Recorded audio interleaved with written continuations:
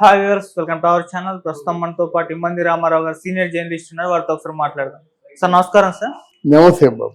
Sir నిన్న పవన్ కళ్యాణ్ గారు కాకినాడ ఉప్పాడ సభలో ప్రసంగిస్తూ ఉండగా అక్కడ ప్రజలంతా కూడా ఓజీ ఓజీ ఓజీ అని చెప్పేసి అరవడం మొదలు పెట్టారు. దీంతో పవన్ కళ్యాణ్ గారు మీరు ఓజీ ఓజీ అని అంటున్నారు, రేపటి రోజు నేను ఏమీ చేయకపోతే ప్రజలు క్యాజీ అని అంటారు, కనీసం గుంతలు పూడ్చలేదన్న వాళ్ళు అడగకూడదు అన్న దానికన్నా నేను పని చేయాలి కదా, అందుకే 3 నెలల వరకు నేను సినిమాలు తీయను, ఆ తర్వాత 3 నెలల తర్వాత 2-3 రోజులు సినిమాలకు కేటాయిస్తాను అని అన్నారు. సార్ మరి ఈ డిసిజన్ వలన సినిమాల పైన ఆయన రాబోయే 3 సినిమాలు కమిట్ అయి ఉన్నారు కదా, వాటిపైన ఏ విధంగా ఎఫెక్ట్ చూపిస్తుంది? అంటే ఆ ప్రొడ్యూసర్ల పరిస్థితి ఏంటి? మరి ఈ ఇచ్చే 2-3 రోజులన్నా ఆ సినిమాలకు సరిపోతాయి అంటారా? ఈ సినిమాలు ఎప్పుడు రావచ్చు అంటారు సార్? మీ ఒపీనియన్ ఏంటి మరి దీనిపైన? ఇక్కడ సినిమాల గురించి ప్రస్తావించడం అప్రస్తుతం అండి నా ఉద్దేశంలో. ఏం ప్రేక్షకులు ప్రజలు ఏమి సినిమాలు చెయ్యొద్దని చెప్తున్నారా? మీరు నాకు రోడ్లు వేస్తే ఆయన తాలూకు అవసరం ఏమైనా ఉందా? గుంతలు పూడ్చాలంటే ఆయన వెళ్ళి పూడ్చాడు కదా, ఆదేశాలే కదా. ఆయన చేయవలసినవి కూడా ఒకసారి ఇద్దరు ఉభయులు కూర్చుంటారు. నా నా నా తాలూ నియోజకవర్గంలో ఈ వెసులుబాటు కలిగించాలనుకుంటున్నాను, మీకు బడ్జెట్ పెర్మిట్ చేస్తుందా? తర్వాత అమరావతికి ఏం చేద్దాం, పరిశ్రమలు రాబోతున్నాయి కదా, ఏదో మాట్లాడుకుంటారు. మాట్లాడితే సంబంధిత కలెక్టర్ కదా జారీ చేయవలసిన విషయాలన్నీ. అలాగే మనకి పిఠాపురంలో పవన్ కళ్యాణ్ అంతటి వాడు వర్మ ఉన్నాడు. వర్మ చెప్పగానే చెప్పాడు, నాకు ఎంతకుముందు ఒక నాయకుడు కానీ ఇప్పుడు 2 నాయకులు ఉన్నారు, ఈయన చెప్పిన పని చేస్తాను, ఆయన చెప్పిన పని చేస్తాను అన్నమాట. వర్మ గారు ఎప్పుడో మినిస్టర్ అయినంత వరకు ఈ పనులు చూసుకోవచ్చు కదా. వర్మ గారు లేకపోతే కలెక్టర్ గారు ఎవరినో పురమాయిస్తారు. అయితే కాదంటే టెండర్ పెట్టేవాడేదో అది నిజమా ఫక్తా ఫేక్ అనేది చూసుకోవాలి. అక్కడ పవన్ కళ్యాణ్ ఒకసారి ఆ టెలిఫోనిక్ టాక్లో మాట్లాడి ఎవరెవరు టెండర్లు వేశారు, వాళ్ళ తాలూకా ఆ ఓనర్స్ పేరు ఏమిటి, వాడికి ప్రజల్లో మంచి పేరు ఉందా లేదా చూసుకుంటే సరిపోద్ది. మరి దీనికి ఎందుకు 3 రోజులే ఇస్తాను 4 రోజులే ఇస్తాను అనుకోవాల్సిన అవసరం లేదు. అది ఆ ప్రజలు అంటే ఇవన్నీ గొడవలు తీర్పు నువ్వే బయటికి అది పార్టిసిపేట్ చేసి గొడవలు సర్దుమణుగుతాయా? నీ బుర్రతో ఆలోచించాలి. టెక్నాలజీ పెరిగిపోయింది, టెలికాన్ఫరెన్స్ ఉంటాయి. అవతల ఎవరైతే టెండర్ ఇస్తారో వాడు మనం ప్రత్యక్షంగా చూడవచ్చు, వాడి గురించి ఎంక్వైరీ చేయొచ్చు. అది లాయల్ డేటా లేకపోతే వీళ్ళేమైనా క్రియేట్ చేసుకున్నారా కూడా చూడవచ్చు. అంతా కలిసి ఒక గంట పని. అందువల్ల దాన్ని ఎక్కువగా అనుకుంటున్నాడు కానీ పవన్ కళ్యాణ్ ఎక్కువగా పని చేయవలసిన అవసరం లేదు. పని చేసే వాళ్ళు సరిగ్గా ఉన్నారా లేరా అన్నది చూసుకోవాలి. అలాగని వాళ్ళు అంతాలు తీసుకోకుండా పని అంటే వాళ్ళు లాభాలు వేసుకోకుండా ఎవరు పని చేయరు. కానీ కొంతవరకు బడ్జెట్ని తగ్గించే ఏర్పాటు నాయకులు చేస్తే చాలు.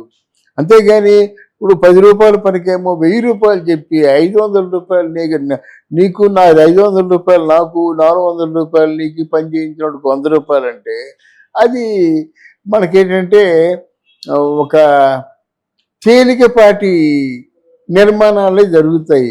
అటువంటి నిర్మాణాలే ఈ కాళేశ్వరం ప్రాజెక్టు కూడా. మీరు కేటాయించిన డబ్బంతా దాని ప్రాజెక్టు మీద పెట్టరు కదా. రోడ్డు కాంట్రాక్టే ఉంది, సీసీ రోడ్లు వేయించాలని చెప్తారు. దానికి ఎంతో 150 కోట్లు ఎంతో 200 కోట్లు ఇస్తారు. 200 కోట్లలో 150 కోట్లు ఖర్చు పెడితే పక్కా రోడ్లు వస్తాయి. అలా చేయరు కదా, ముందు సగం తీసేస్తారు, తీసిన తర్వాత 100 ఉంటుంది. 100లో కాంట్రాక్టర్కి ఎంత, వీళ్ళకి ఎంత, సంబంధిత వాళ్ళు ఎవరు ఉంటారు కదా నాయకులు, ఎమ్మెల్యేలు ఉంటారు కదా, ఆ 30 40 ఏదో ఉంటుంది అండర్స్టాండింగ్. అలాగే దాంట్లో మరి మిగతా వర్గాలు పోలీసులకి ఎంత, కమిషనర్ ఎంత, ఎంఆర్ఓ ఎంత, ఇది అయిపోయింది. అవినీతి అనేది ఎప్పటి నుంచో జరుగుతుంది, అది పెరిగిపోయింది. ఇప్పుడు గాలిలాగా నీరులాగా వ్యాపించింది. ఇప్పుడు మనం చేయగలిగింది ఏంటంటే పర్సంటేజీని తగ్గించగలం. మీరు పర్సంటేజీని తగ్గించండి, కొన్నాళ్ళ పాటు రోడ్డు ఉండేలా చేయండి, అదే మనం కోరుకుంటుందన్నమాట.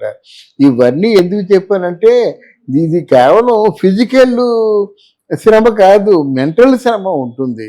ఆ మెంటల్ శ్రమ చేసిన తర్వాత సినిమాల్లో చేసుకోవచ్చు కదా. సినిమాలు చేసుకుంటే ఇంకా 3 మైలేజ్ ఉంటుంది కదా. అందువల్ల దాన్ని నేను కొంచెం వ్యతిరేకిస్తా.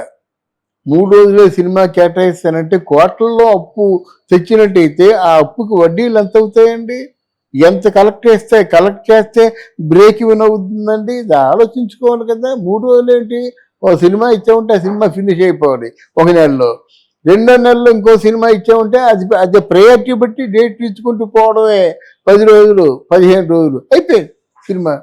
అలా ప్లాన్ చేసుకుంటే బాగుంటుంది. కానీ రోజు 3 అంటే మళ్ళీ ఆ చూన్ అవ్వాలంటే ఎప్పుడుదో ఆగిపోయింది కదా హరిహర వీరమల్లు. మళ్ళీ కథలు, సీన్లు, డైలాగ్స్ ఇవన్నీ రెడీ అవ్వాలి కదా. అందువల్ల మరి ప్రాక్టికల్గా ఆలోచించి మాట చెప్తే బాగుంటుంది. కానీ 3 రోజులు అంటే అది ప్రొడ్యూసర్లు ఏం చేద్దామని ఆయన ఉద్దేశం. కోట్ల రూపాయలు, లక్షలు అంటే వడ్డీ తక్కువ వద్ది, కోట్ల రూపాయలు అయితే వడ్డీ ఎంత వద్ది. వడ్డీ ఆ కలెక్షన్స్ కంటే వడ్డీ ఎక్కువ అయిపోతుంది అన్నమాట. అది ఆలోచించుకుంటే బాగుంటుంది. సార్ ఇప్పుడు 5 సంవత్సరాలకి 3 సినిమాలతోనే గడిపేస్తారు. ఇక కొత్త సినిమాలు అయితే కమిట్ అయ్యే పొజిషన్ లో అయితే లేరు కదా సార్. ఇక ఈ 3 సినిమాలే ఊహించుకోవచ్చా, ఇంకేమన్నా ఎక్స్పెక్ట్ చేయొచ్చా? మళ్ళీ అదే చెప్తున్నాను కదా, నేను చెప్పేది ఏంటంటే 5 సంవత్సరాల వరకు ఈ 3 సినిమాల్ని సాగదీస్తూ కూర్చుంటే వడ్డీలు 3వ సినిమా వడ్డీ ఎంత అవుద్ది, 2వ సినిమా వడ్డీ ఎంత అవుద్ది చూసి ప్రాక్టికల్గా కదా. ఇంట్లో డబ్బు నుండి సినిమాలు తీసేవాడు ఎవడు లేడు. ఆ హీరో డేట్స్ ఇచ్చారు కనుక సినిమాలు చేస్తారు. హీరో మీద ఫైనాన్స్ ఇస్తారు.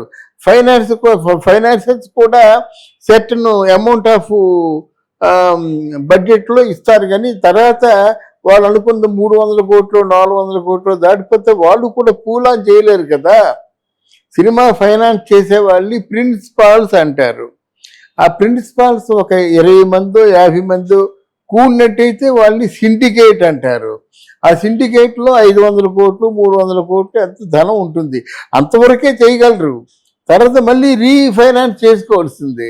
కానీ ఇన్ని ప్రాబ్లమ్స్ ఉంటుండగా ప్రొడ్యూసర్ని మరీ అంత ప్రాబ్లమెటిక్గా చేస్తాడు అనుకోను.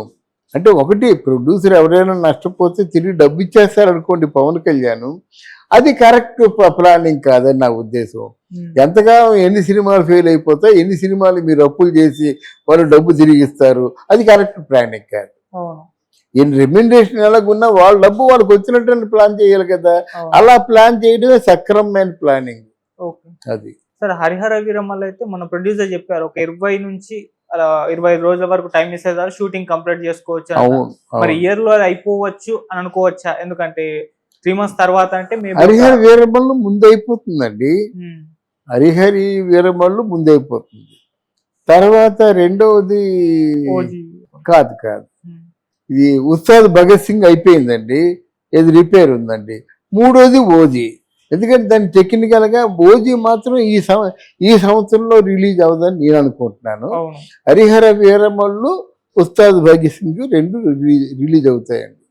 అది ఓకే సార్. మరి హరిహర వీరమల్లుకు పార్ట్ 2 ఉందని కూడా అనౌన్స్ చేస్తారు. మరి అది ఉంటుందా అనే ఒక డౌట్ అయితే చాలా మందిలో కలిగింది. ఎందుకంటే దీనికి ఆయన టైం ఇవ్వలేకపోతున్నారు, ఆయనకున్న కమిట్మెంట్ చూసుకుంటే బిజీ. అంటే ఇక్కడ బడ్జెట్ ని బీట్ అవ్వడం కోసం వీళ్ళు మంచి ఏమాత్రం క్రేజ్ ఉన్న సినిమా పార్ట్ 2 పెట్టేస్తున్నారు. పార్ట్ 1లోనే పార్ట్ 2 తాలూకు పార్ట్ 2 తీసేస్తున్నారు. ఏదో పేచ వరకు చేసి పార్ట్ 2 అంటున్నారు. దీనికి ఒక 500 కోట్లు వస్తే దానికి ఒక 500 కోట్లు, వెరసి 1000 కోట్లు, ఒక 700 కోట్లు వడ్డీలతో అయ్యాయి అనుకుంటా 300 కోట్లు లాభం ఉంటుంది కదా. ఈ ప్రొడ్యూసర్ తెచ్చిన వారికి ఇచ్చుకోవాలి కదా. ఇలాగ ఇప్పుడు దేవరా పార్ట్ 2 చేస్తున్నారు, కల్కి పార్ట్ 2 చేస్తున్నారు. ఇప్పుడు హరిహర వీరమల్లు కూడా పార్ట్ 2 చేస్తారు. ఇంత బాగా సక్సెస్ అవుద్ది. ఎందుకంటే వాళ్ళ అన్నయ్య చేసిన సైరా నరసింహారెడ్డి ఫెయిల్ అయింది, ఇది సక్సెస్ అవుతుంది. చూడండి, కరెక్ట్గా ప్రమోట్ చేసుకోగలిగితే డెఫినెట్గా సక్సెస్ అవుతుంది. ఓకే. తర్వాత ఇప్పుడు ఈ సినిమా క్రిష్ కూడా లేడు అనుకుంటా. అవును, ఏం రత్నం కొడుకు చేస్తున్నాడు. అవును సార్. అంటే ఇప్పుడు పవన్ కళ్యాణ్ గారికి ఉన్న క్రేజ్, అంటే డిప్యూటీ సీఎం గా కూడా అయ్యారు కదా. సో ఆ క్రేజ్ ని ఇప్పుడు సినిమాలకు వాడుకుంటే ఇంకా బాగా పబ్లిక్ లో బాగా వెళ్ళిపోతుంది. ఆ సినిమా ఇంకా ఎక్కువ కలెక్ట్ చేసేస్తుంది, అంటే హైప్ ఉంది, ఆ బజ్ ఉంది. ఇప్పుడు పవన్ కళ్యాణ్ గారి పేరు అంటే కొన్ని రోజుల నుంచి కూడా ఆయన ట్రెండింగ్ లో ఉన్నారు కదా. సో ఈ టైంలో ఒక సినిమా పడుంటే బాగుంటుంది అభిమానులు అయితే కోరుకున్నారు. ఎందుకంటే మీకు ఒకప్పుడు తమిళనాడులో రజనీకాంత్ ఎలాగో ఇప్పుడు ఆంధ్రాలో పవన్ కళ్యాణ్ అలాగండి.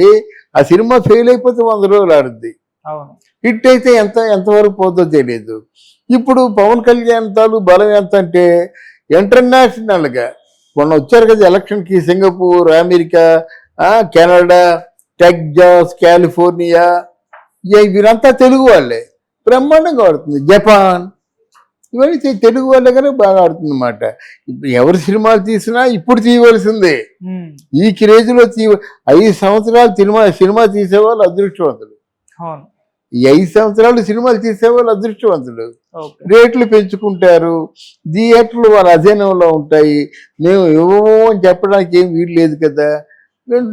మంచి థియేటర్లు ఉంటాయి, రేట్లు పెంచారు, జనాలు జనాలు చూసే జనాలు ఉన్నారు. ఇప్పుడేమో ఇక్కడ ఈ పెన్షన్ డబ్బులు పెరిగేసరికి వీళ్ళందరూ ఇంట్లో ఉండరండి. అందరి దగ్గర డబ్బులు ఉంటే సినిమాలకు వెళ్ళిపోతారు. ఈరోజు ఆంధ్రదేశం చాలా హడావుడిగా ఉంది. నాకు అక్కడ ఫోన్ చేస్తుంటే పండుగ చేసుకుంటున్నారటండి. 4,000 రూపాయలు పెన్షన్ 3,000 రూపాయలు లాస్ట్